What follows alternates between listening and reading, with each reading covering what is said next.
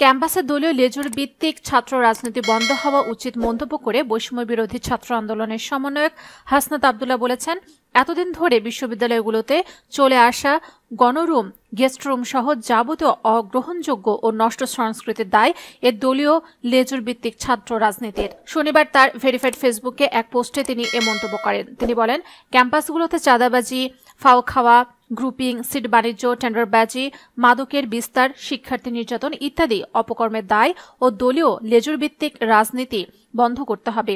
গত 16 বছর ধরে ছাত্রলীগের এসব অপকর্ম ক্যাম্পাস ও শিক্ষার্থীদের জীবনকে নরকে পরিণত করেছে। ছাত্রলীগের নির্যাতনের দুর্বিষহ স্মৃতির দগে দগে ঘা এখনও দুঃস্বপ্ন হয়ে শিক্ষার্থীদের জীবনকে তাড়িত করে। হাসনাত বলেন, মাদার সংগঠনের লাঠিয়াল বাহিনী হিসেবে কাজ করা লেজুর ভিত্তিক ছাত্র সংগঠন কখনই সাধারণ শিক্ষার্থীদের প্রতিনিধিত্ব করে না।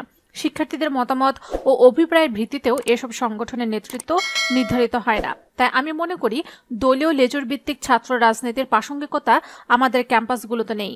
তিনি আরও বলেন, আবরার, হাফিজ, আবু বকর, খোকন সহ অনেক রাজনৈতিক হত্যার দায় সরাসরি দলীয় লেজুর ভিত্তিক ছাত্র রাজনীতির। বিশ্ববিদ্যালয় ও কলেজ ক্যাম্পাসগুলোতে দলীয় লেজুর ভিত্তিক ছাত্র রাজনীতি একটি গলিত শব। এই গলিত শব থেকে নিঃসৃত গন্ধ যেন ক্যাম্পাসগুলোতে অসহনীয় ও অস্বাস্থ্যকর পরিবেশ তৈরি করতে না পারে, সেজন্য আমাদের ছাত্র সমাজকে সতর্ক থাকতে হবে।